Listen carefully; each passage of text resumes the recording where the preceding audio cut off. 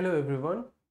Today we are here to have a session on our current affair initiative called Edu Samiksha, wherein we are covering the current affair from both prelims as well as mains perspective. So today, what all topics we are going to cover?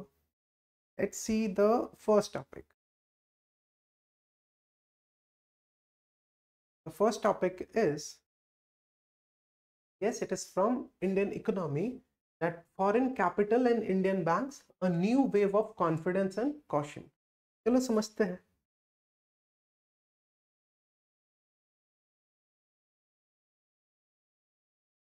We are going to learn about foreign capital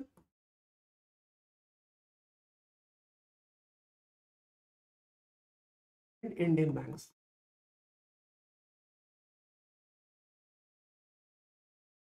Actually, we are going to learn that why global investors are rushing to India's banking sector. आखिर ऐसा क्या हो गया है कि global investors, foreign investors, बाहर के जो इन्वेस्टर्स हैं वो अपना पैसा इंडियन बैंक में लगाना चाह रहे हैं. यही टॉपिक, यही आइडिया को इस एडिटोरियल में कवर किया गया था. राइट, तो अभी तक क्या हिसाब किताब था, तो शुरू में थोड़ा सा बैकग्राउंड देखते हैं. राइट, तो हो क्या रहा था कि पहले जो इंडिया का बैंकिंग सेक्टर था, दैट वाज हाईली रेगुलेटेड.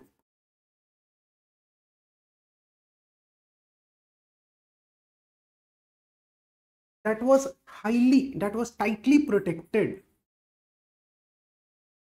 पहले के समय में. फॉरेन प्लेयर्स का entry was limited and domestic banks का डोमिनेशन बहुत ज्यादा था. But over past decade, have you heard about this liberalisation?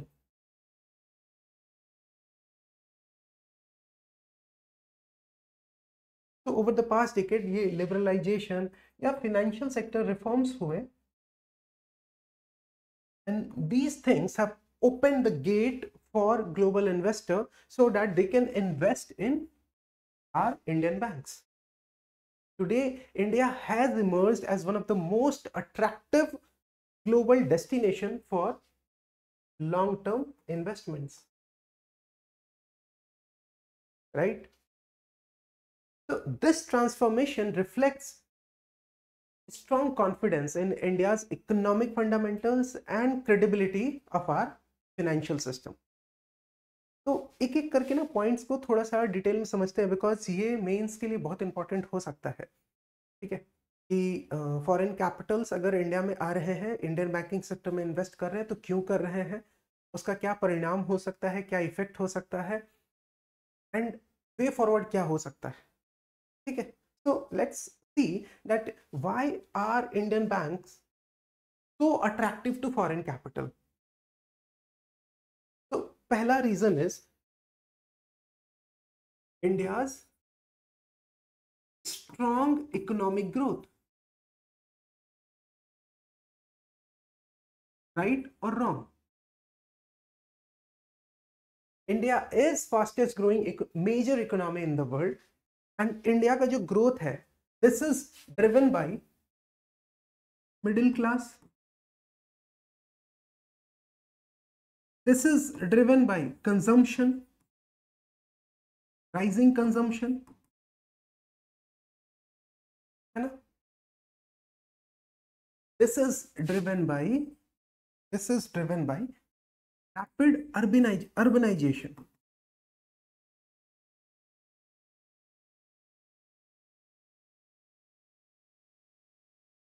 And the most important factor, booming digital economy, like UPI, Aadhaar, like fintech, है ना, जैसे कि phone पे हो गया, पेटीएम हो गया. तो कह सकते हैं ना कि इंडिया का जो ग्रोथ है ना, इकोनॉमिक ग्रोथ, वो बहुत स्ट्रांग है. तो पहला फैक्टर तो यही दिख रहा है कि कोई भी एंटिटी अगर दूसरे एंटिटी में इन्वेस्ट करना चाह रहा है, पहला तो उसको दिखेगा कि हाँ भाई ग्रोथ तो तगड़ा है इंडिया का, इन्वेस्टमेंट किया जा सकता है, क्योंकि कोई भी इन्वेस्ट करेगा तो उसको चाहिए क्या, रिटर्न। ये रिटर्न मिलेगा कैसे, जब इकोनॉमिक ग्रोथ तगड़ा होगा, राइट। नाउ एक बात और है, that the demand for credit, the demand for loan, अब ये लोन हाउसिंग सेक्टर के लिए हो, हाउसिंग के लिए हो, या ये लोन एमएसएमई के द्वारा डिमांड किया जा रहा हो, या स्मॉल बिजनेसेस के द्वारा डिमांड किया जा रहा हो,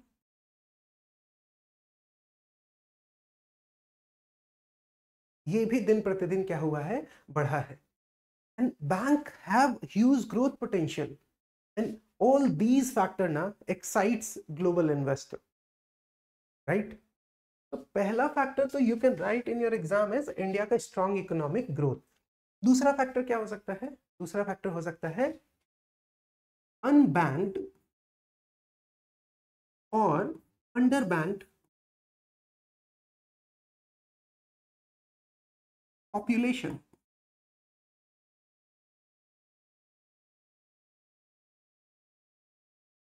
Despite economic progress, India is still underbanked. बहुत सारे individual MSME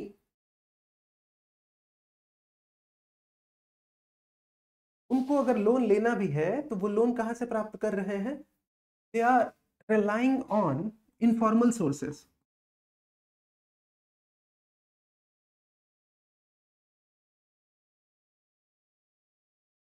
informal sources of credit.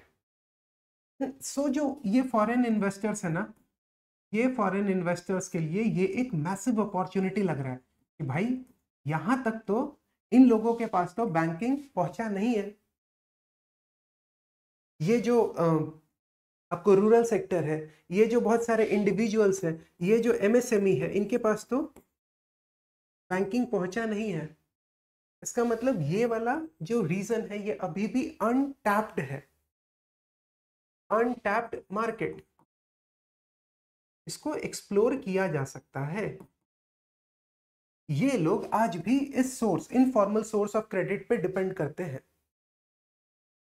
तो इनके लिए क्या है, फॉरेन इन्वेस्टर्स के लिए, कि एकदम बेसिक राइट फ्रॉम एकदम जीरो से बैंक बनाने से अच्छा है, instead of building bank from scratch, बहुत अच्छा होगा कि ये कोई एग्जिस्टिंग बैंक में ही अपना स्टेक खरीद ले, अपना हिस्सेदारी खरीद ले।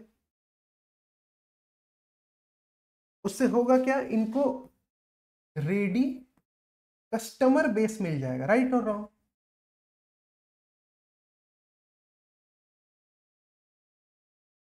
उससे होगा क्या, इनको रेगुलेटरी लाइसेंसेस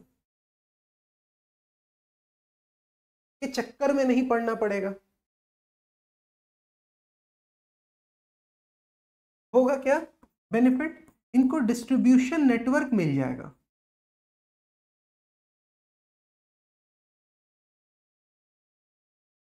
एंड इन सब से होगा क्या, होगा ये कि इनका समय बचेगा, and we all know that समय इज नथिंग बट मनी।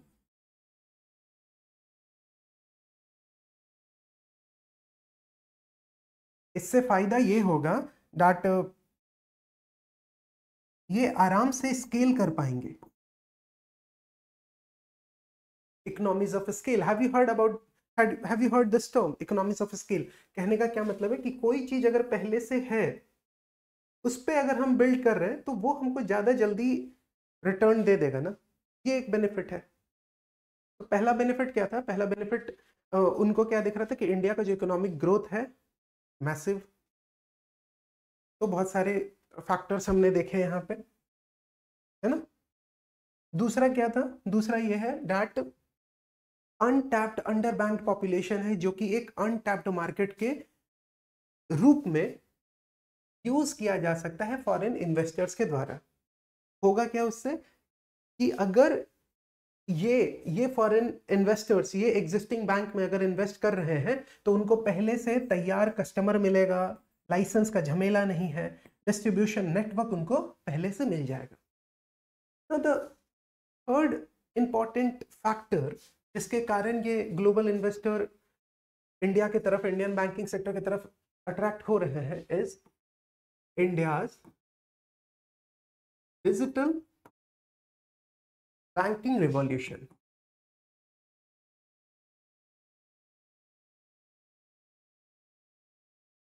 क्या कहना चाह रहे हैं? हम कहना चाह रहे हैं that digital systems like UPI, Aadhaar, eKYC, all this thing have revolutionized saving, borrowing, right or wrong? This thing have revolutionized transaction, है ना? आज कितना आसान है मतलब गुड्स एंड सर्विसेज को अवेल करना, है ना? हम लोग ऑनलाइन पेमेंट कर ले रहे हैं एंड ये चीज हर जगह नहीं है। बहुत सारे डेवलप कंट्री में भी अभी भी ट्रांजैक्शन कैश में ही हो रहा है, बहुत सारे डेवलप कंट्रीज में। एंड जब भी many times I have told you in class that जब भी कोई भी सिस्टम ऑनलाइन होता है, डिजिटल होता है, तो सबसे अच्छा चीज क्या हो जाता है? ट्रांसपेरेंट हो जाता है वो सिस्टम, ठीक है? और क्या हो जाएगा? इफिशिएंट हो जाएगा। और क्या हो सकता है? स्केलेबल हो जाएगा।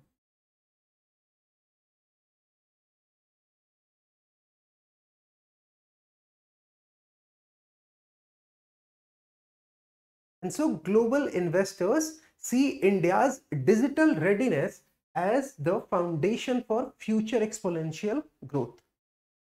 Clear? तो एक फैक्टर ये भी हो गया। एक फैक्टर जो और इंपॉर्टेंट है, आप उसको भी ध्यान रख सकते हो, that despite global turmoil, despite जो भी विश्व लेवल पे जो भी टेंशंस चल रहा है, इंडिया अभी भी एक स्टेबल ओएसिस के रूप में है। लाइक तो पॉइंट क्या बनेगा आपका? That India stable oasis mid global turmoil.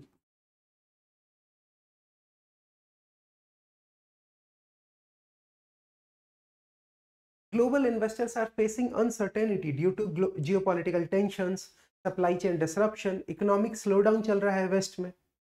लेकिन इन सब चीज के बावजूद भी इंडिया जो है वो स्टेबल है। इंडिया जो है वो डोमेस्टिकली ड्रिवन है। क्या ग्लोबल टेंशन का बहुत ज्यादा इंपैक्ट पड़ गया इंडिया पे? नहीं। India is less correlated with global shocks, and so it offers a high returns with lower geopolitical risk, जो कि एक रेयर कॉम्बिनेशन है। क्लियर? तो ये 3-4 फैक्टर आपको ध्यान रहेंगे। पहला इकोनॉमिक ग्रोथ वाला, दूसरा डिजिटल रिवॉल्यूशन वाला, तीसरा इंडियन ओएसिस वाला, दैट इंडिया स्टेबल है जितना भी जियोपॉलिटिकल टर्मोइल हुआ है, एंड चौथा क्या था? That under banked population. अभी भी इतना सारा ग्रोथ वगैरह के बाद भी एक एरिया, एक सेगमेंट है जो अनबैंक्ड है, एंड जब भी कोई एरिया मान लो अनटच्ड रहेगा तो जो इन्वेस्टर उसको क्या लगेगा कि हम यहाँ पे जाके मार्केट क्रिएट कर सकते हैं। क्लियर? नाउ एक बात समझो, दैट आज से कुछ समय पहले, डिकेड अगो, इंडियन बैंक्स में कुछ प्रॉब्लम्स थे with respect to high NPAs, non performing assets, for example bad loans.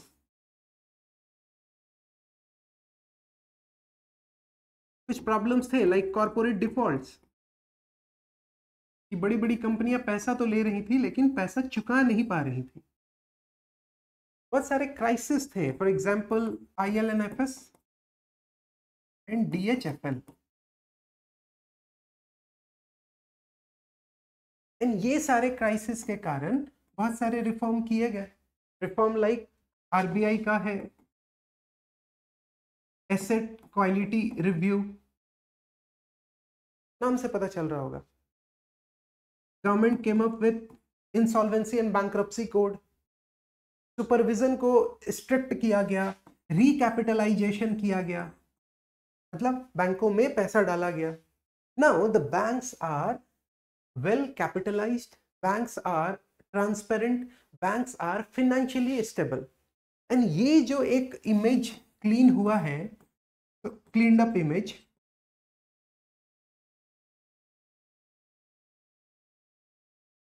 इसने भी रीअश्योर किया है फॉरेन इन्वेस्टर्स को that India's banking system is resilient and future ready. Clear? And वही जब आप वो राइटअप को पढ़ोगे देन यू विल रियलाइज कि बहुत सारे फॉरेन इन्वेस्टर्स ने अच्छा खासा स्टेक लिया है इंडियन बैंक में। फॉर एग्जांपल ये एसएमबीसी फ्रॉम जापान का 4.2 स्टेक है, कहाँ? यस बैंक में। ठीक उसी प्रकार से ये फेयरफैक्स 51% है सीबीएस बैंक में, ये है कनाडा का, राइट?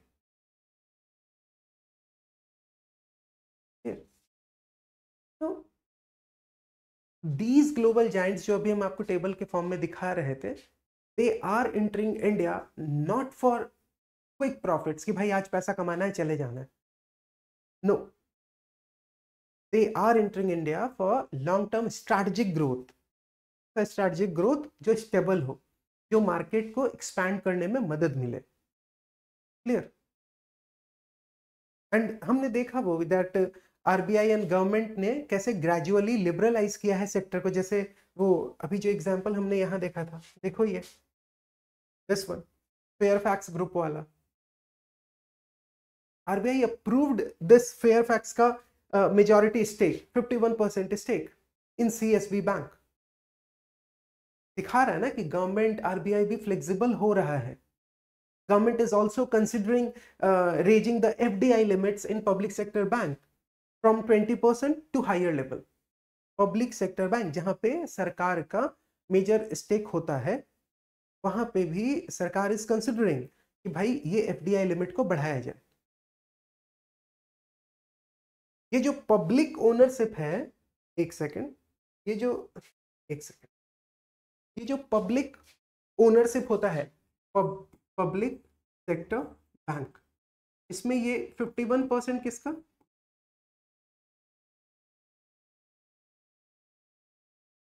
51% स्टेक किसका रहता है? गवर्नमेंट का।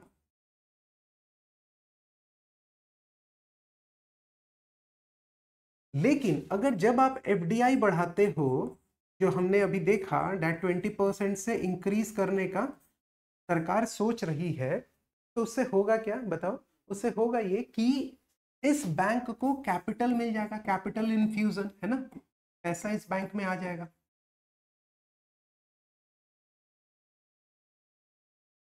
पहला बात। दूसरा और क्या बेनिफिट हो सकता है सोचिए? गवर्नेंस इंप्रूव हो जाएगा। और क्या बेनिफिट हो सकता है? ग्लोबल कॉम्पिटिटिवनेस इन्हांस होगा। और कुछ? मैनेजमेंट में इंटरनेशनल एक्सपर्टीज आएगा, उससे गवर्नेंस इंप्रूव हो सकता है, राइट और रॉन्ग? क्लियर? तो इफ समवन आस्क यू कि how foreign Capitals benefit Indian banking system, तो अगर कैपिटल इन्फ्यूजन हो रहा है तो वो क्या करेगा? बैंक को बहुत सारा पैसा मिलेगा, है ना, फंड्स मिलेगा, एंड वो फंड से बैंकिंग अपना लेंडिंग को एक्सपेंड कर सकता है। अब वो पैसे से बैंक जो है वो रिटेल लेवल पे किसी को देना है तो लोन दिया जा सकता है, एमएसएमई पे दिया जा सकता है, इंफ्रास्ट्रक्चर के लिए लोन दिया जा सकता है, जस्ट बिकॉज पैसा बाहर से मिल गया। गवर्नेंस कैसे इंप्रूव होगा? वही जो हम आपको बताएं, बिकॉज अब बाहर का भी स्टेक है, तो सिर्फ स्टेक नहीं आ रहा है ना, they have come here for long term growth, long term purpose के लिए वो आए हैं यहाँ पे। ऐसा नहीं है कि आए हैं पैसा कमाएंगे एंड जाएंगे। तो जब लंबे समय के लिए आए हैं तो they will bring international management standards, risk control system,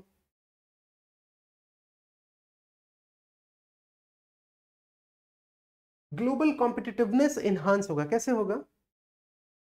ये सर्विस के रिस्पेक्ट में, प्रोडक्ट के रिस्पेक्ट में, टेक्नोलॉजी के रिस्पेक्ट में, ये फॉरेन इन्वेस्टर जो है वो डोमेस्टिक बैंक को पुश करेंगे कि भाई आप अपना सर्विस, प्रोडक्ट, टेक्नोलॉजी सबको इंप्रूव करो, ग्लोबल स्टैंडर्ड्स का बनाओ। एक नोशन, एक आइडिया ये भी है कि फॉरेन इन्वेस्टर्स अगर आएगा, ग्लोबल इन्वेस्टर अगर इंडियन बैंक में आएगा, तो टेक्नोलॉजी का इनकॉर्पोरेशन दिखेगा। एंड आप सबको पता है कि टेक्नोलॉजी ट्रांसपेरेंसी, एंड ट्रांसपेरेंसी से ट्रस्ट, टेक्नोलॉजी से एफिशिएंसी भी आएगा। So it encourages use of advanced digital tool and global fintech integration. And सबसे लास्ट, आप जैसे आंसर कंक्लूड कर सकते हो डैट ग्लोबल कॉन्फिडेंस बढ़ेगा, इंडिया का इकोनॉमिक क्रेडिबिलिटी ग्लोबल मार्केट में इंक्रीज होगा। बट कुछ चैलेंजेस हैं, कुछ रिस्क है।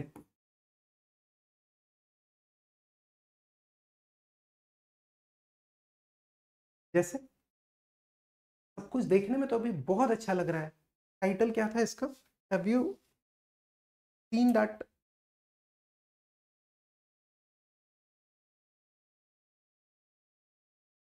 Foreign capital and Indian banks, a new wave of confidence. You know why?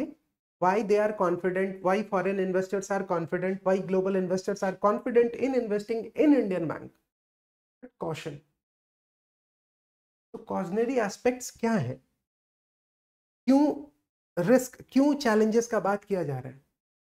Because of global uncertainty.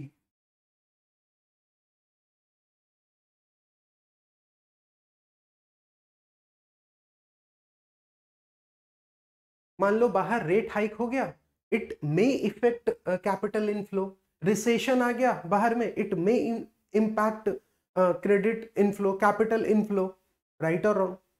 क्योंकि अब बाहर का पैसा यहां आ रहा है। दूसरा,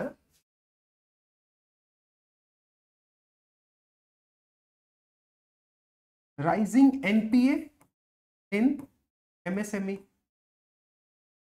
retail,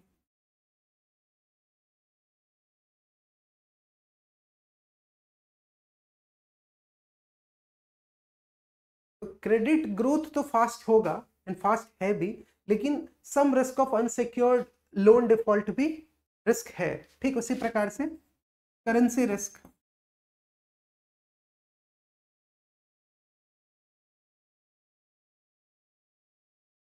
a weakening rupee can reduce foreign investors return. कैसे?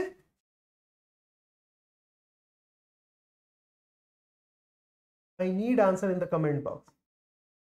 सोचो एंड बताओ कि करेंसी रिस्क तो है, क्या है कि जब आपका रुपए कमजोर होगा तो फॉरेन इन्वेस्टर का जो रिटर्न है, जो फॉरेन इन्वेस्टर ने इन्वेस्टमेंट किया है, तो इन्वेस्टमेंट किया है तो कुछ तो रिटर्न चाहिए होगा, वो रिटर्न कैसा हो जाएगा? कम हो जाएगा। एक ये है, कैसे आप समझाना हमको कमेंट बॉक्स में। रिस्क एक ये भी है that over dependence on F, over dependence on FDI. मान लो पैसा तो ये लोग लगा रहे हैं, लेकिन अगर सडन विड्रॉल हो गया फॉरेन फंड का, तो this could destabilise the sector ना, this could destabilise the banking sector. Right और wrong?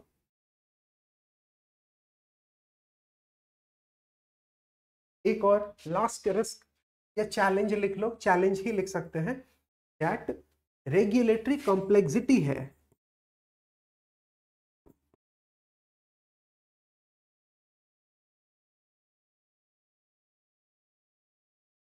That is multiple approval layers and ownership limits अगर होंगे तो वो डील को स्लो डाउन कर देगा।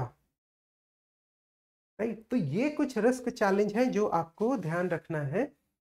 क्योंकि देखो क्या होगा, करना ये होगा कि हमको अगर कोई टॉपिक पढ़ना है तो हम उस टॉपिक से क्या क्या बेनिफिट था वो तो देख लिए कि क्या क्या अपॉर्चुनिटी है उनके लिए, क्यों वो इन्वेस्ट करना चाह रहे हैं। बट उनके इन्वेस्टमेंट में कुछ तो चैलेंजेस आएंगे, कुछ तो रिस्क आएंगे, हमको वो भी दिमाग में रखना होगा। और फिर ये भी बात ध्यान रखो कि जैसे ऐसे अभी क्या हो रहा है कि इंडिया का जीडीपी ग्रो हो रहा है अराउंड 7% के आसपास। तो demand for capital, demand for पैसा, demand for loan, demand for credit, ये तो बढ़ेगा ही, राइट और wrong?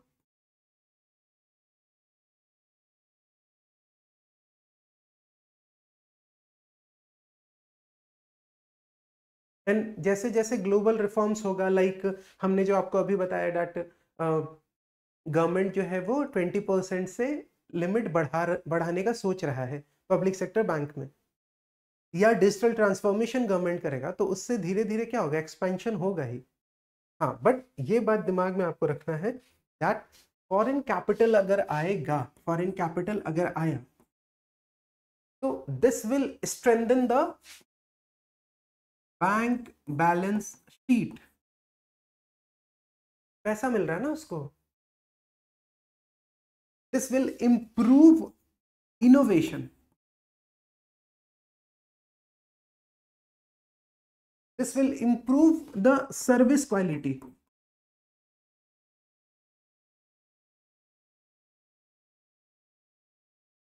and it help India's financial sector reach global standard। तो आप इस तरीके से भी आंसर को कंक्लूड कर सकते हो। And many times I have told you कि कुछ बेनिफिट, कुछ पॉजिटिव एस्पेक्ट्स को ही दिमाग में रख के आंसर को कंक्लूड किया जाता है, right? Now so we have to understand that foreign investors are not just buying Indian bank shares, they are buying, और हम ऐसे कह सकते हैं कि ये सिर्फ शेयर नहीं खरीद रहा है, ये ना एक्चुअल में इंडिया का फ्यूचर इसको दिख रहा है कि फास्ट ग्रोथ होगा, अनटैप्ड मार्केट जो हम लोग बात किए, तो वो इसमें इन्वेस्ट कर रहा है। So they are buying into India's future, and so with fast growth, a vast untapped market, digital innovation, strong regulation, India का जो बैंकिंग सेक्टर है it offers what few others can. जैसे स्टेबिलिटी भी रहेगा but साथ साथ आप scale भी कर सकते हो। And so this wave of foreign capital will likely redefine Indian banking, making it more global, more efficient, and more resilient. Clear? Now, आप आराम से इस टॉपिक को पढ़ सकते हो, यहाँ पे सब कुछ एक्सप्लेन है। हम जानबूझ के आपको लिख लिख के समझाएं ताकि सो डैट एक बार जब आप इस राइटअप के साथ जाओगे तो you will understand everything in great detail. Now एक मेंस का क्वेश्चन है यहाँ पे that rising foreign investment in Indian bank signals global confidence but also possesses regulatory and sovereignty challenges, discuss। हो जाएगा? तो कम से कम कमेंट बॉक्स पे तो आई अर्ज ऑल ऑफ यू कि आप इसका एक फ्रेमवर्क लिखो, लेकिन क्लास में हम चाहते हैं कि ये डिस्कशन के बाद जो अभी हमने डिस्कशन किया एंड इस राइटअप को आप पढ़ोगे एंड क्लास में आप इसका आंसर मुझसे चेक कराओगे that rising foreign investment in Indian bank ये सिग्नल कर रहा है कि ग्लोबल कॉन्फिडेंस तो है इंडियन बैंकिंग सेक्टर पे, बट साथ ही साथ रेगुलेटरी चैलेंजेस हैं, सोवरेनिटी चैलेंजेस कुछ तो है। वी हैव डिस्कस्ड एवरीथिंग, तो आई अर्ज ऑल ऑफ यू कि आप इसका एक अच्छा आंसर लिखोगे। Clear? Now let's talk about national household income survey, a landmark step in measuring India's real economy। किसके बारे में पढ़ना है? नेशनल हाउसहोल्ड इनकम सर्वे। देखते हैं, चलो।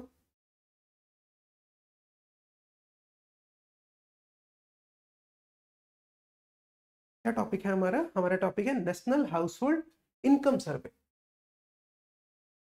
हाउसहोल्ड इनकम, सबसे पहला बात कि ये जो मॉस्पी है, वी हैव स्टडीड अबाउट मॉस्पी, तो अगर ध्यान है आपको तो बताइए कमेंट बॉक्स में क्या है इसका full form.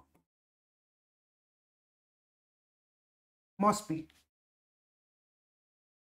this is the news that this National Household Income Survey, because MOSPI is planning to start a big new survey called National Household Income Survey in February 2026। फरवरी 2026 में मॉस्पी plan कर रहा है इस house hold सर्वे को करने का, house hold income सर्वे को करने का. Now, you have to understand this, that this National Household Income Survey, this will be India's first ever official survey that directly collects household income data. That is how much money families actually earn. And इसका result जो है ये कहीं mid 2027 में आएगा, expected है. तो national house hold income सर्वे अभी के लिए क्या कि मॉस्पी इसको प्लान कर रहा है. कब प्लान कर रहा है करने का? फरवरी 2026 में. रिजल्ट कब आएगा? यहाँ आएगा. ये सब काम का नहीं है अपने लिए. सबसे इंपॉर्टेंट बात यह है कि this will be our first ever official survey जो हाउस होल्ड इनकम डेटा को कलेक्ट करेगा डायरेक्टली, कि कितना फैमिली जो है वो एक्चुअली कितना अर्न कर रहा है. ये इंपॉर्टेंट क्यों है बताइए? Why is this survey important? क्यों है ये important?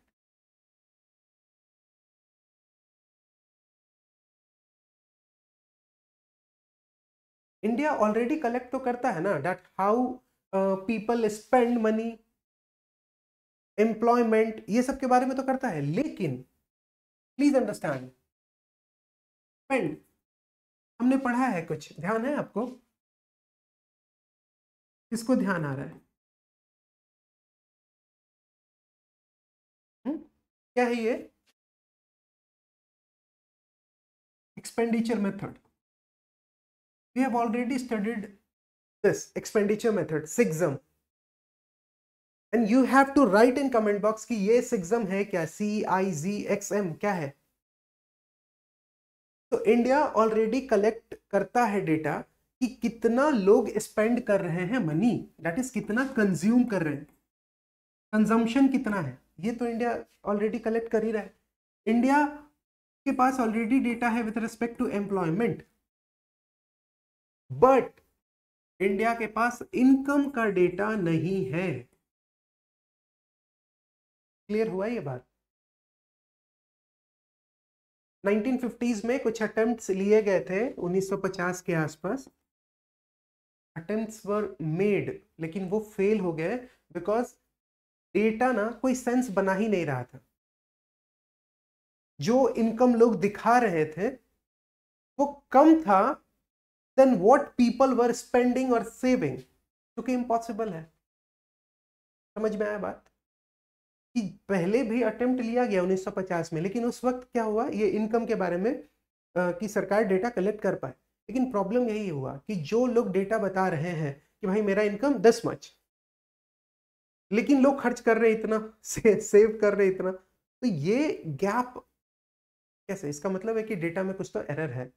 And so till now policy makers had to guess income level using spending data कि भाई इतना खर्चा कर रहा है तो इतना तो इसका इनकम रहा होगा.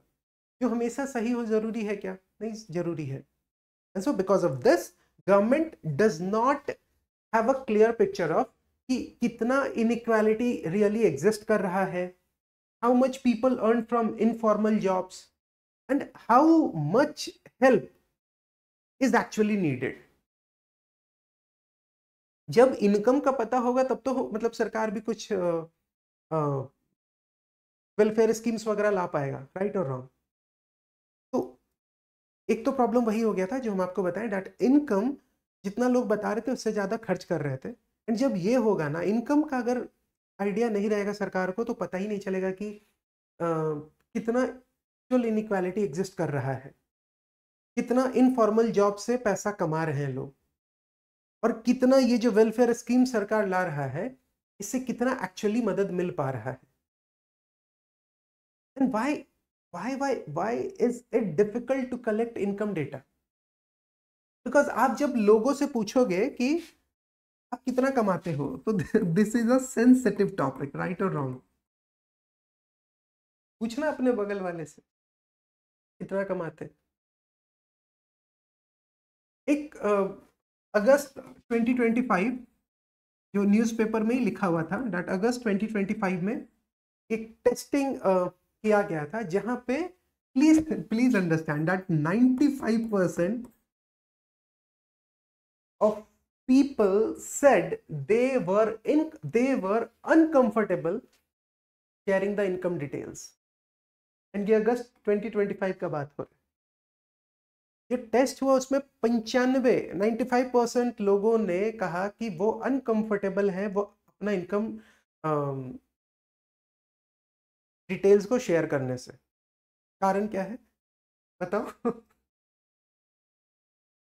बहुत कॉमन सेंस है। लोगों को लगता है कि अगर उनका डेटा होगा तो that data will be shared with tax authorities.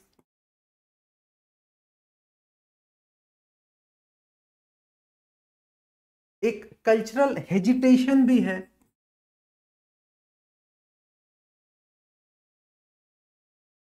To talk about money, right और रॉन्ग।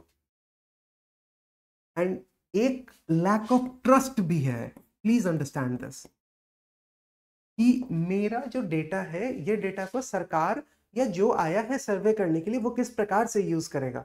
ये कारण है कि तभी तो 95% लोगों को इनकम डिटेल शेयर करने में परेशानी होता है, राइट। तो क्या स्टेप्स लिए गए हैं मॉस्पी के द्वारा, and you have to tell me कि मॉस्पी का मतलब क्या है। तो हमने देखा कि मॉस्पी इज प्लानिंग समथिंग, जहाँ पे वो हाउस होल्ड इनकम के बारे में डेटा ले, ठीक।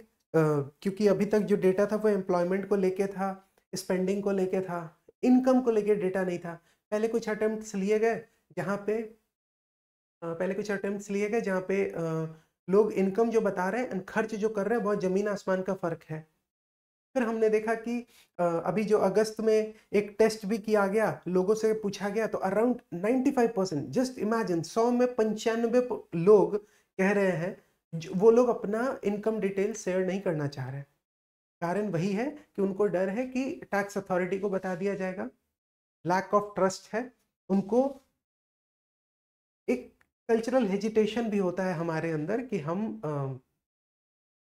पैसे का बात नहीं करना चाहते हैं, लोगों से पैसे के बारे में बात नहीं करना चाहते। तो जब ये सारा प्रॉब्लम है एक्चुअल में, तो मॉस्पी क्या कर रहा है, what steps are being taken to solve this problem.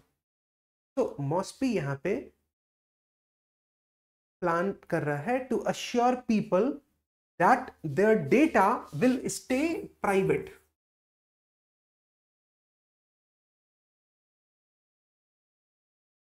will stay anonymous. That is, names will not be recorded. बस कोई आएगा मेरे से मेरा इनकम पूछेगा, नाम नहीं रिकॉर्ड करेगा। If my income is this much, तो वो बस अमाउंट लिखेगा, नाम नहीं लिखेगा। ऐसा मॉस्पी इज प्लानिंग, ठीक है।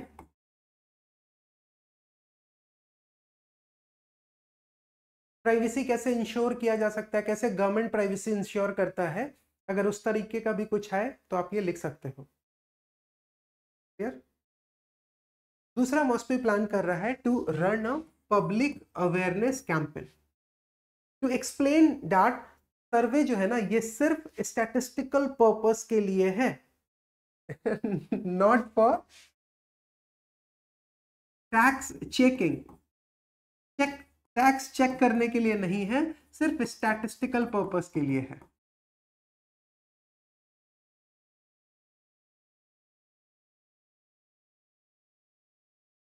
क्लियर।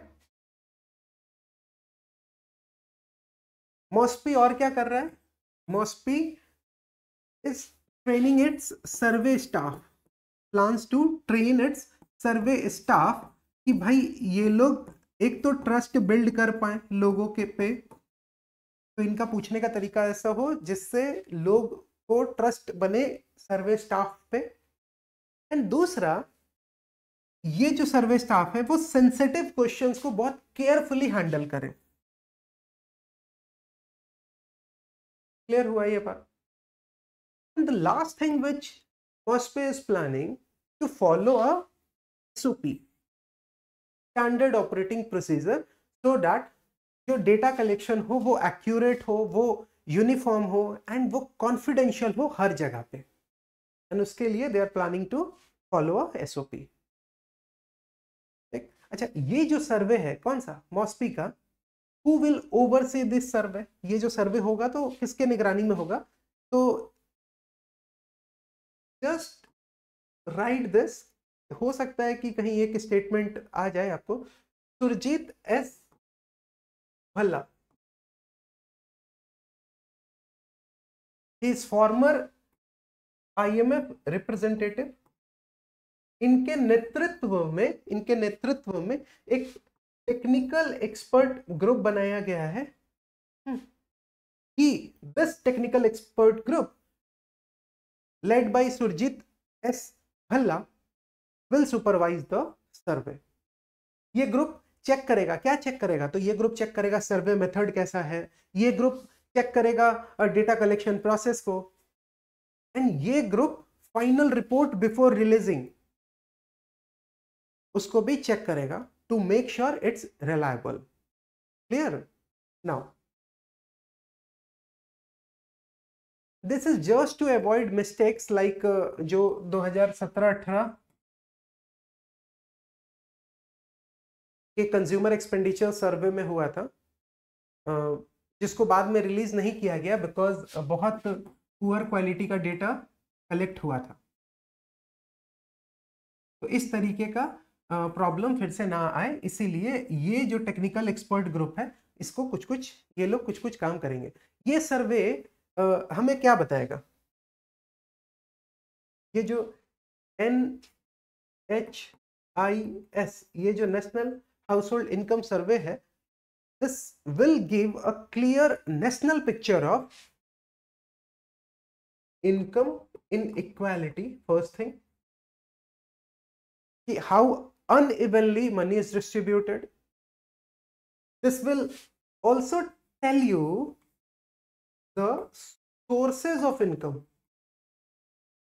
देखो, नाम तो नहीं आएगा कि ये विकास, तो ये विकास कितना कमा रहा है ये तो नहीं पता चलेगा, लेकिन सोर्स तो पता चल सकता है कि भाई पैसा जॉब से आ रहा है, फार्मिंग से आ रहा है, पैसा बिजनेस से आ रहा है, इनकम रेमिटांस से आ रहा है, या इनकम गवर्नमेंट एड से आ रहा है। अरे गवर्नमेंट एड से आ रहा है तभी तो वो पता चलेगा कि गवर्नमेंट वेलफेयर स्कीम्स जो है वो कितना मदद किया। ध्यान आया शुरू में, अभी थोड़ी देर पहले देखे थे। This survey will help us know the tax pattern.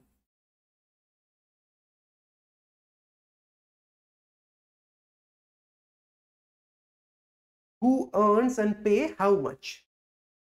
इससे रूरल अर्बन डिफरेंस भी पता चलेगा, रूरल अर्बन डिफरेंस।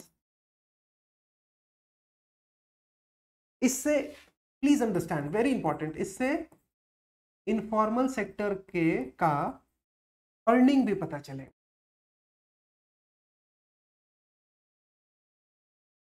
इंपॉर्टेंट है, क्यों इंपॉर्टेंट है? Because 80% of Indians work informally, 80% of Indians work informally, and you have to write this data, you have to learn this data। बहुत कम ही data हम right from very मतलब beginning, हम बहुत कम ही data पे stress करते हैं, लेकिन कुछ डेटा याद रखो, बहुत इंपॉर्टेंट है। क्लियर यहां तक? नाउ व्हाई, मान लो ये सारा हो गया, ये सारा डेटा वगैरह मिल गया, तो आपको पता चल गया कि भाई ये सारा इंफॉर्मेशन तो आपको उससे मिल जाएगा। होगा क्या इससे? ये सारा data will help government design better welfare scheme, right और रॉन्ग। अब एक जगह पढ़ लो ये, फिर इस तरीके का कुछ भी क्वेश्चन पूछेगा, यही लिखना है। This data will help target subsidies properly, right और wrong.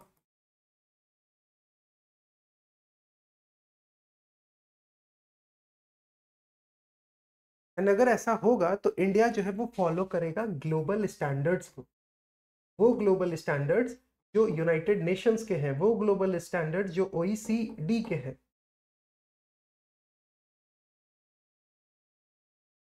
For measuring income, for measuring wealth.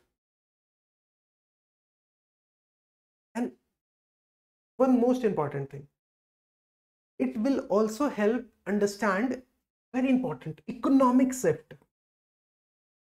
Economic shifts.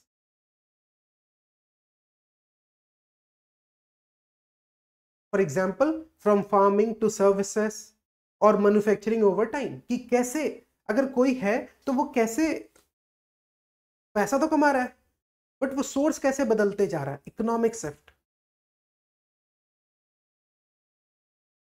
So what we have seen that India has many surveys about how people spend, but none about how people earn. And so ये जो national house hold income सर्वे है NHIS, this will finally fill that gap. Tough तो है because हमने देखा कि people hesitate करते हैं टू शेयर इनकम डिटेल्स. लेकिन once completed it will give policy maker a data based picture of income inequality and help in making fairer economic policies. Right or wrong? Clear? Now, तो I have explained everything. जो भी यहाँ पे मैंने आपको बताया वही सब कुछ यहाँ पे लिखा हुआ है. ठीक है, बस एक बार रीड कर लेना जो मैंने बताया उसको दिमाग में रखते हुए. क्लियर?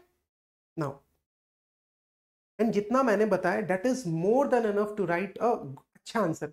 कि मान लो एक पूछा है ना, वो पॉलिसी इंप्लीमेंटेशन या कुछ पॉलिसी कैसा होना चाहिए, ऐसा एक है टॉपिक, तो आप वहां पे भी इस तरीके का बात कर सकते हो जो हमने डिस्कस करा.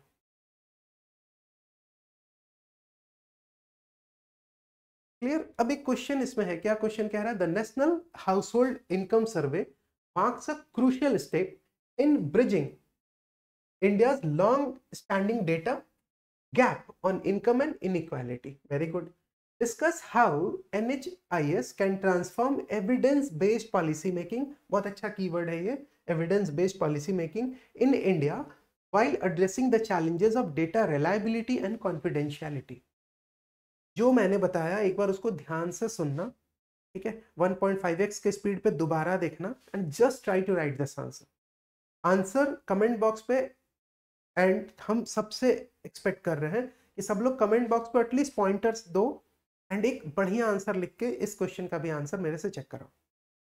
Clear? Now the next topic is human development index, a true measure of India's real progress. देखते हैं, चलिए. So next topic is Human Development Index.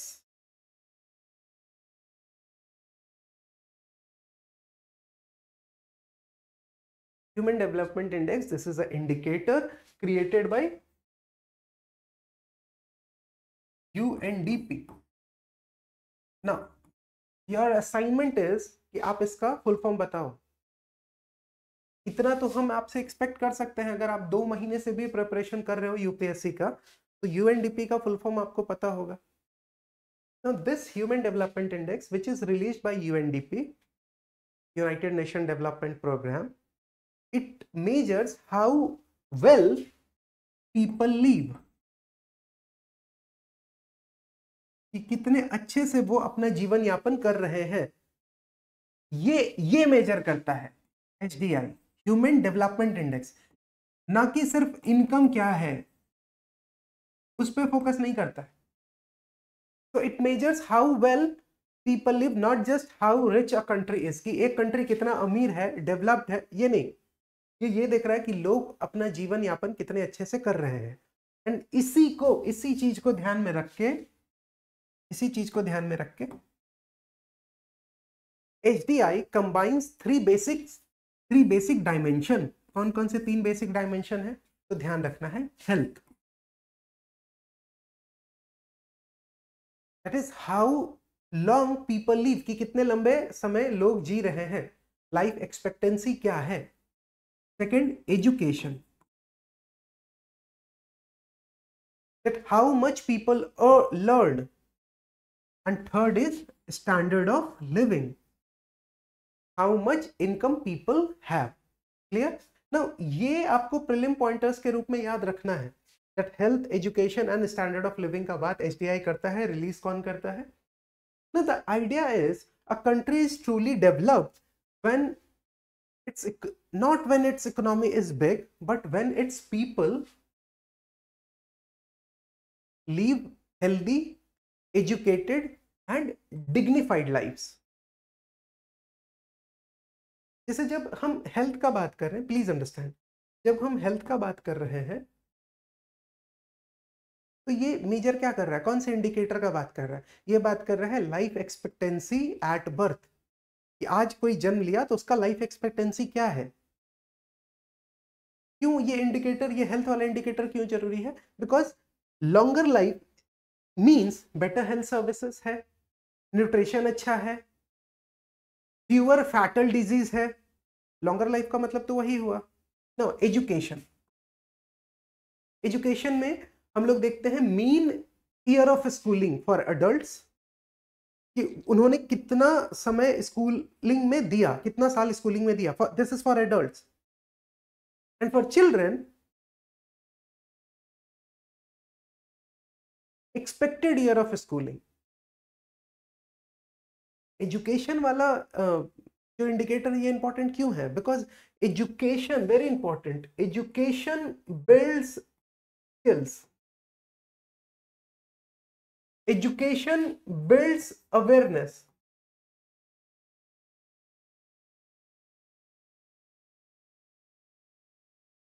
education builds, education provide very important opportunities.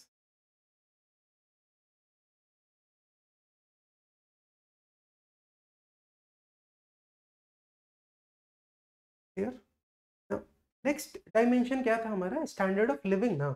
Standard of living को कैसे major किया जाता है? GNI पर person on the basis of PPP, purchasing power parity. देख लेंगे, लेकिन ये ग्रॉस नेशनल इनकम क्या होता है?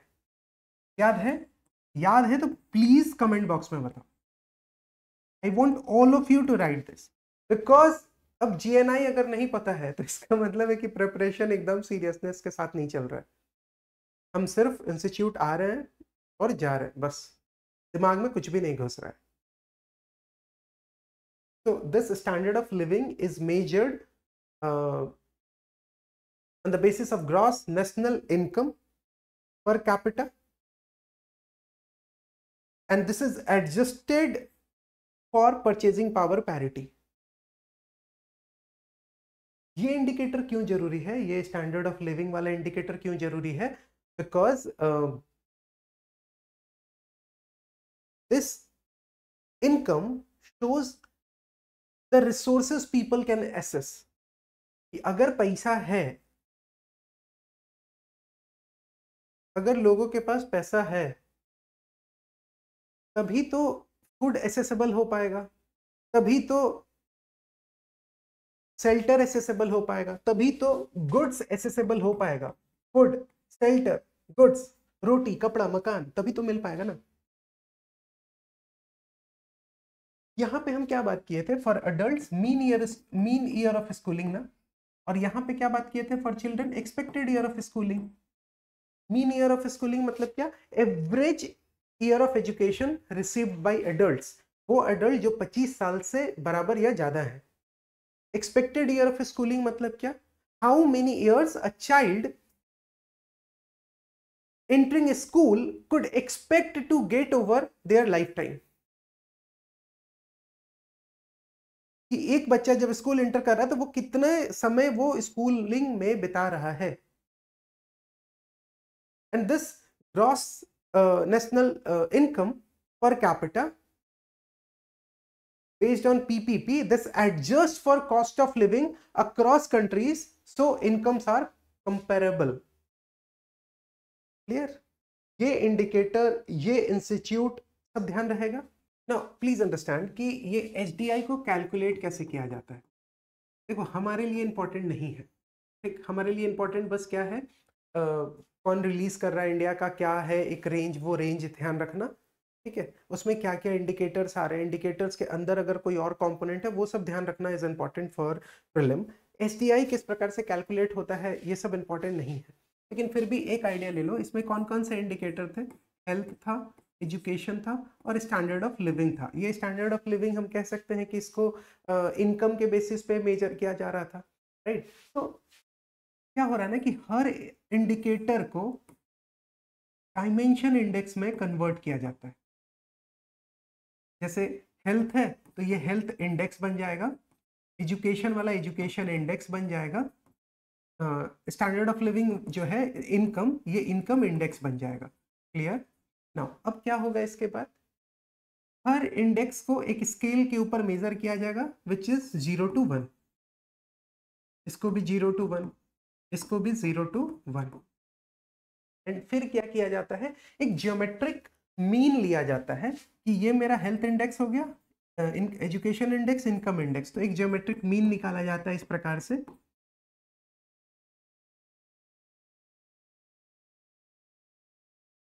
एंड ऐसे हमारा क्या होता है,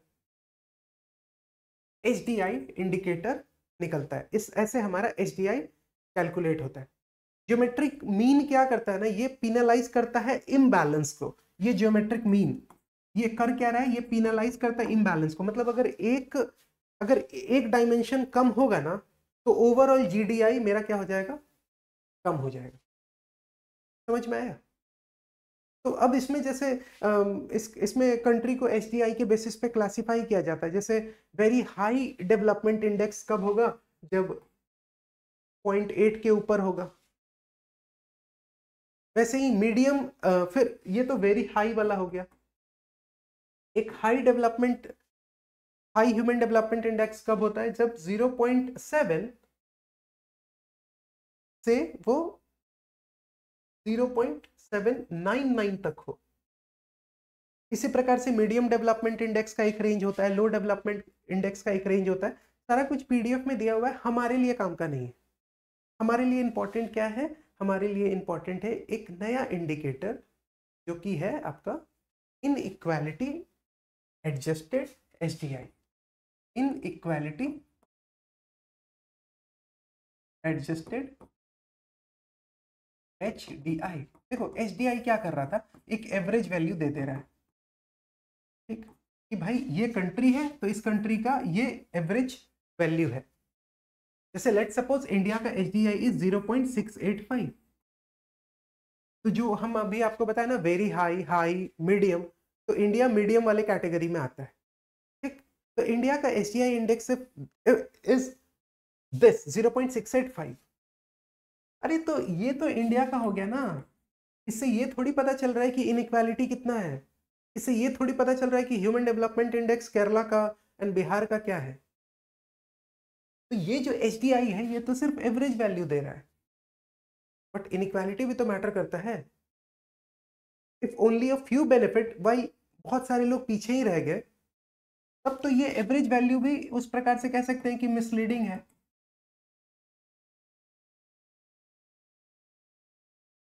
तो यही जो इनइक्वालिटी एडजस्टेड HDI है, this discount each dimension according to how unequally it is distributed.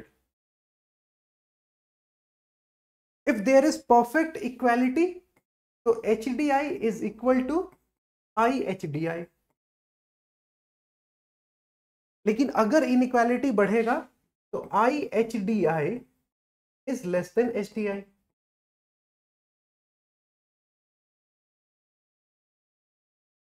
And जो अभी फिर से हम एक फैक्ट आपको बता रहे हैं, एक तो इनफॉर्मल सेक्टर वाला बताए थे, एक ये फैक्ट आपको दिमाग में रखना है that for India inequality, for India, please write this down, for India inequality reduces the HDI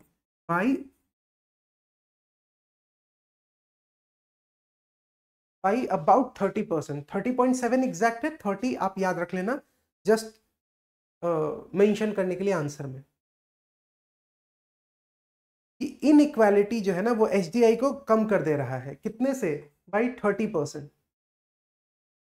meaning a big chunk of potential human development is lost due to unequal access to health, education and income।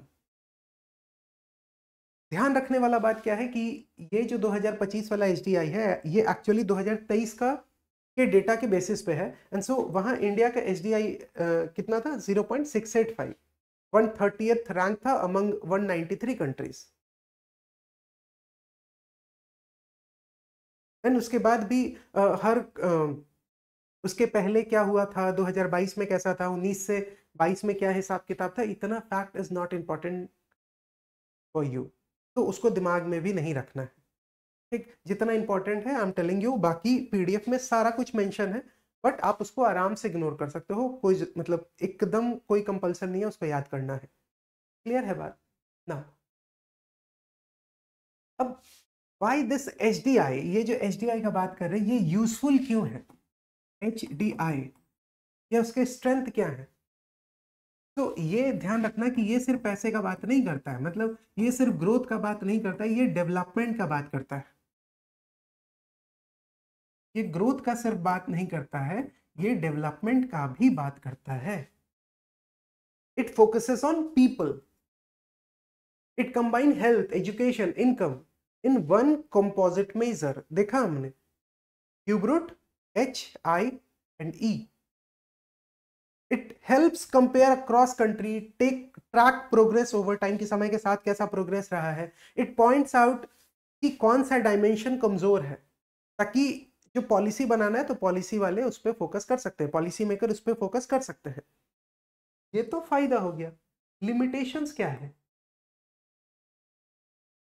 Limitation ये है वही जो हम आपको पहले बताएं कि ये एक नंबर दे रहा है, जैसे फॉर एग्जांपल इंडिया के केस में 0.685 एक नंबर दे रहा है, एंड वो एवरेज वैल्यू पूरे इंडिया को रिप्रेजेंट कर रहा है। What about internal disparities? What about Kerala जो कि एकदम डेवलप्ड कंट्री के लेवल का एचडीआई रखता है, एंड बिहार जो बहुत पीछे है।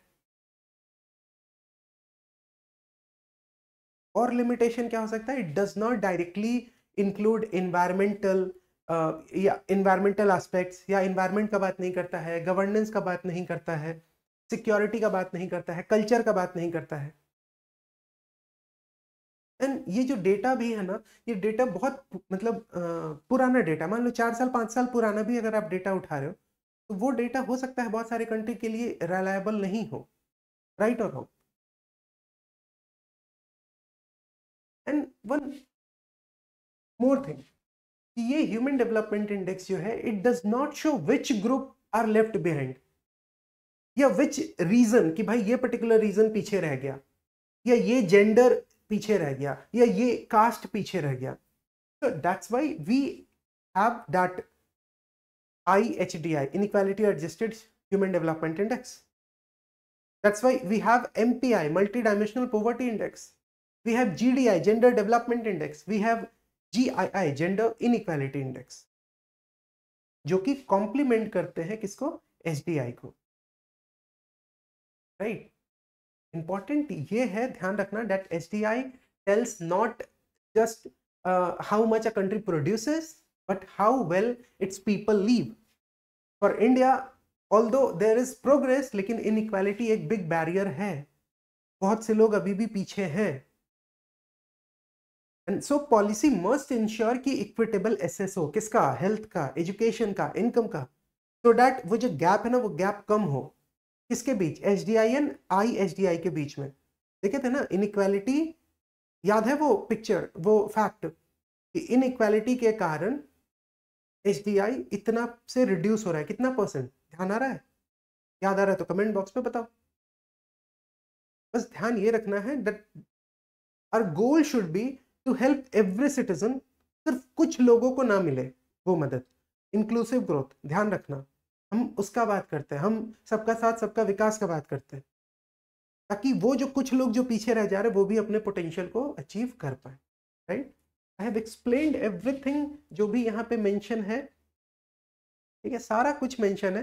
ये देखो, बताया ही मैंने कि वेरी हाई डेवलपमेंट इंडेक्स क्या होगा, high development index, medium development index, India यहाँ पे कहीं तो आ रहा है। क्लियर? ध्यान रखना है, एक बार जस्ट हैव अ लुक, आपको आ जाएगा सब कुछ समझ में। नाउ गवर्नमेंट के बहुत सारे इनिशिएटिव हैं फॉर हेल्थ। गवर्नमेंट के पास आयुष्मान भारत, पोषण, national education policy for education, standard of living के लिए PM किसान, मनरेगा, ये सारा कुछ है। इनइक्वालिटी रिडक्शन के लिए वेरी इंपॉर्टेंट, बेटी बचाओ बेटी पढ़ाओ, stand up India, PM Jandhan योजना, और क्या चाहिए। Now there is a question that despite economic growth India का एचडीआई प्रोग्रेस वो अनइवन रहा है। Analyse the causes of regional disparity and suggest measure for balanced human development. Clear? Now let's see some prelim pointers. First one is Koilakant. Now this is a rare prehistoric fish. Just a second, this is a rare prehistoric fish. जो scientist को एक point of time पे लग रहा था कि ये खत्म हो चुका है, राइट, लेकिन एक सेकेंड, हाँ,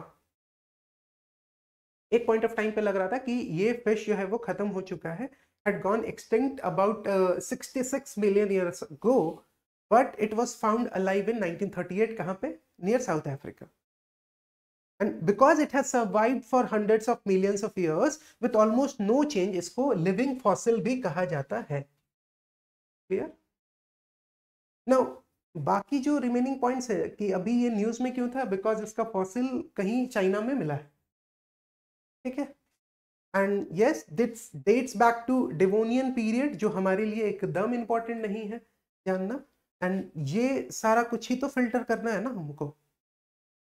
लिविंग स्पेसीज जो अभी भी हैं, जैसे ये West Indian Ocean coelacanth and Indonesian coelacanth, habitat कहाँ है, हाँ, तो ये कुछ फीचर आपको दिमाग में रखना होगा। डैट डीप मरीन वाटर में आपको क्वेश्चन में लिखा रहेगा कि ये फ्रेश वाटर में मिलता है, नहीं, ये कहाँ मिलता है, देखो कौन से रेंज में मिलता है, देखिए इसका फीचर वगैरह भी जानना एकदम इंपॉर्टेंट नहीं है आपके लिए, आप इग्नोर कर सकते हो, ठीक है, थोड़ा सिलेक्टिव बनना है, लेकिन जो पढ़ रहे हैं उसको बार बार बार बार पढ़ना है, दिस इज वेरी इंपॉर्टेंट, ठीक है। बाकी इसका देखो, एक second,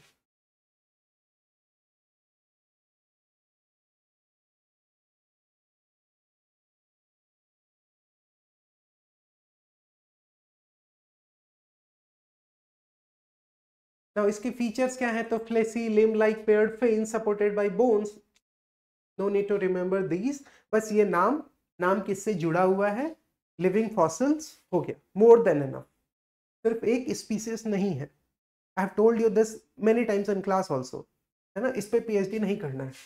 next, Sunni dam hydro electric project, Sunni dam hydro electric project, now this Sunni Dam hydroelectric project, this is a run of river project। run of river project का मतलब होता है जहां पे हम यूज करते हैं नेचुरल फ्लो ऑफ रिवर को without creating a large reservoir to generate electricity, and yes, this Sunni Dam hydroelectric project, this is built on Satluj river which flow through Simla and Mandi districts in Himachal Pradesh। इसका कुछ installed capacity है 382 megawatt, जो कि important नहीं है रटना, आपके लिए एकदम इंपॉर्टेंट नहीं है, and yes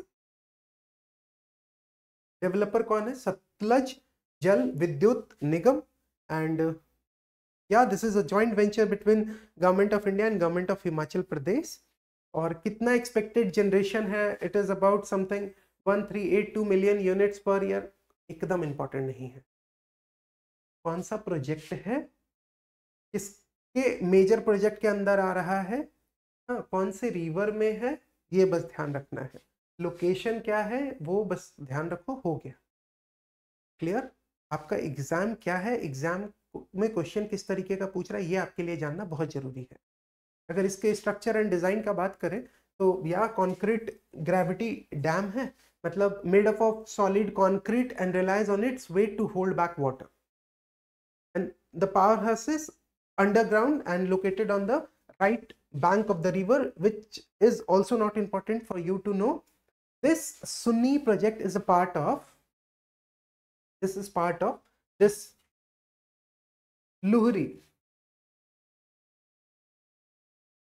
Luhri hydroelectric project series, जो कि कहां पे है, सतलज रिवर में ही है।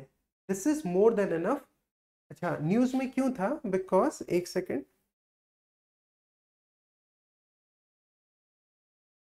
न्यूज में ये इसलिए था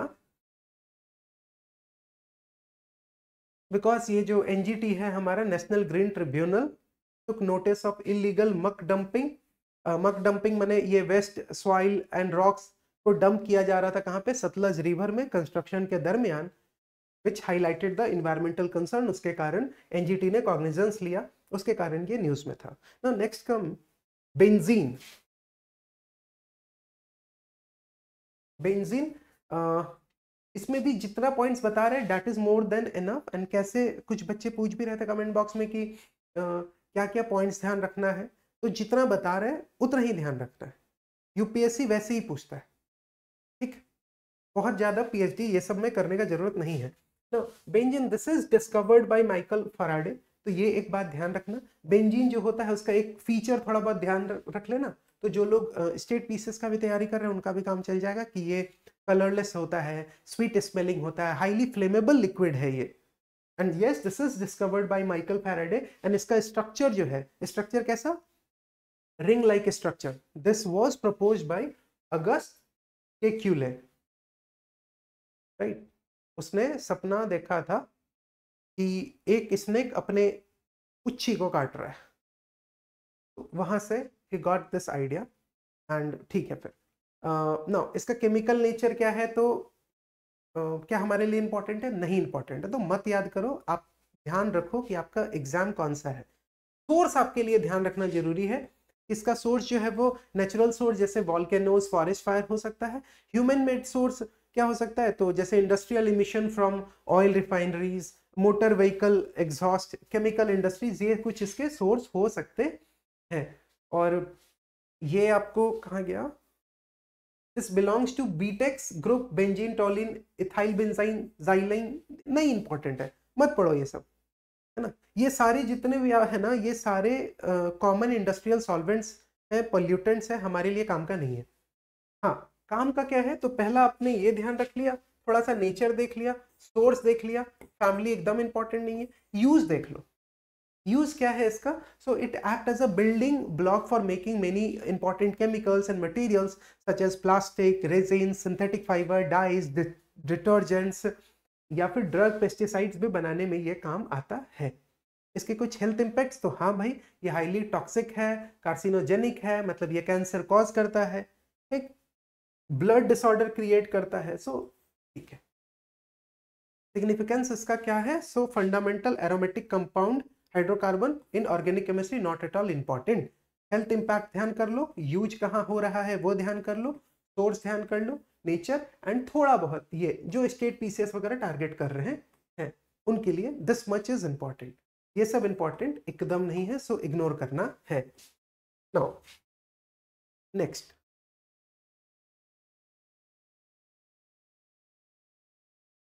आइनेस इक्शाक। आइनेस इक्शाक क्या है ये, this INS Ikshak is an indigenously built survey vessel. Survey vessel का मतलब क्या होता है, एक ऐसा नेवल शिप जिसको मैप करने के लिए ओशन फ्लोर को, जिसको ओशन फ्लोर को स्टडी करने के लिए बनाया जाता है। क्लियर है बात, ये इक्शाक का मतलब क्या होता है, गाइड। इक्शाक मतलब गाइड, क्लियर, सिंबलाइजिंग सी, जो शिप का रोल है in charting the unexplored water and guiding navigation safely. अब इसमें भी देखते हैं क्या क्या इंपॉर्टेंट है। क्या ये स्पेसिफिकेशन इंपॉर्टेंट है, एकदम नहीं। तो ये सब रटने के पीछे अपना दिमाग खराब नहीं करना है। कॉस्ट बेनिफिट रेशियो बहुत पुअर है तो नहीं रटेंगे। स्पीड, क्रूज, मैक्सिमम स्पीड, कुछ नहीं, ये सब एकदम नहीं ध्यान रखना है। क्या ध्यान रखना है, पहला तो ये गाइड वर्ड ध्यान रख लेना, एक स्टेटमेंट बन सकता है, बिल्ट बाय हुम, तो garden rich ship builder and engineers, जो कि कोलकाता में है। This is important. And this ship is based at naval base Kerala, from where it operates for Indian Navy। ये ध्यान रखना है, बस हो गया। yes, to be commissioned at naval base Kochi Kerala. ये स्पेसिफिकेशन वगैरह ध्यान नहीं रखना है। नाउ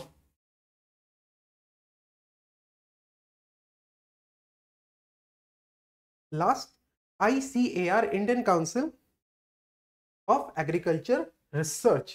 इसके बारे में कुछ पॉइंट्स वही फिर से जो बता रहे, बस उतना ध्यान रखो that Indian Council of Agricultural Research ICAR, this is India's top organisation for, किसके लिए होना चाहिए बताओ, नाम से पता चल रहा है, for agricultural research and education. Clear. Now ये देखो कि this body na, this ICAR, this works as an autonomous body under Department of Agriculture Research and Education, which is part of Agriculture Ministry. Clear? Establish कब हुआ है तो 1929 में establish हुआ था as Imperial Council of Agricultural Research ICAR। वही imperial हट के क्या बन गया after independence, Indian council of Agricultural research. इसका हेडक्वार्टर कहाँ पे है, दिल्ली में है। ठीक है, ये वाला फैक्ट इंपॉर्टेंट है प्रीलिम के पर्सपेक्टिव से कि ये एस्टेब्लिश हुआ है 1929 में, आजादी के पहले। ये पॉइंट एक ध्यान रखना है। This is registered under society registration act of 1860। मतलब है कि ये जो बॉडी है ये फंक्शन इंडिपेंडेंट तरीके से कर सकता है बट अंडर गवर्नमेंट सुपरविजन। और ICAR, this body manages one of the largest agricultural research system in India with its कुछ 100 के आसपास इसके ICAR इंस्टीट्यूट है, 71 एग्रीकल्चरल यूनिवर्सिटीज है, एंड ये यूनिवर्सिटी स्टेट एग्रीकल्चरल यूनिवर्सिटीज हैं, डीम्ड यूनिवर्सिटीज हैं, इस प्रकार के। This vast network cover research in agriculture, horticulture, animal husbandry, fisheries, agricultural engineering, क्योंकि नाम में ही तो लिखा हुआ है ना Indian Council of Agricultural research.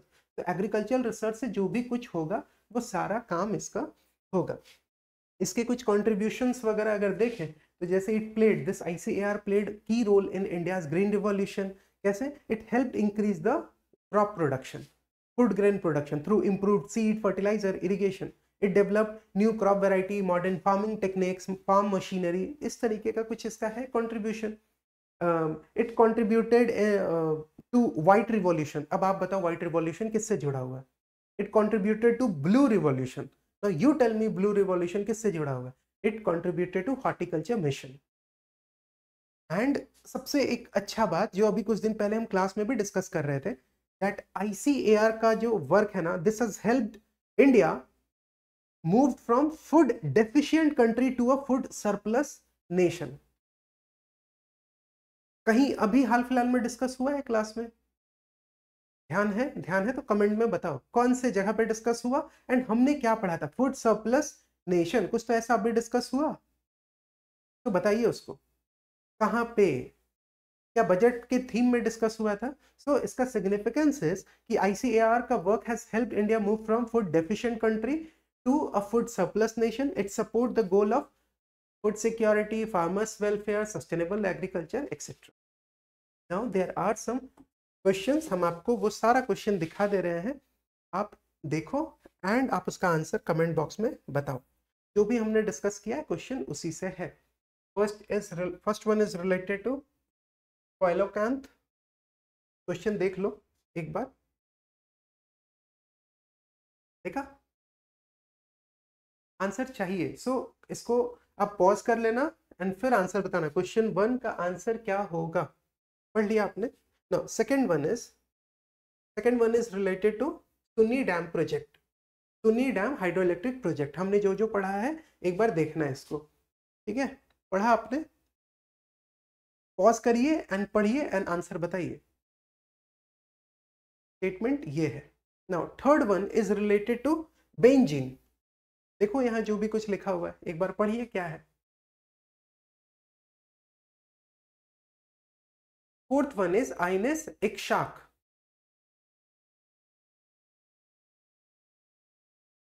Clear? Pause कीजिए, आंसर चाहिए। Fifth one is related to ICAR, Indian Council of Agricultural Research. 3 statement है, इसके 4 ऑप्शंस हैं। आप पॉज करो एंड बताओ कि क्या आंसर होगा, ठीक है? Now I hope NHIS, foreign capital Indian banks and HDI and बाकी ये जो प्रीलिम पॉइंटर्स थे आपको समझ में आया है। अगर आपको कोई भी डाउट है with respect to today's edu समीक्षा और with respect to your preparation, आप मैसेज करके बता सकते हो। इस इनिशिएटिव को और कैसे कॉम्प्रिहेंसिव या और कैसे अच्छा बनाया जाए, आप उसके लिए भी सजेस्ट कर सकते हो।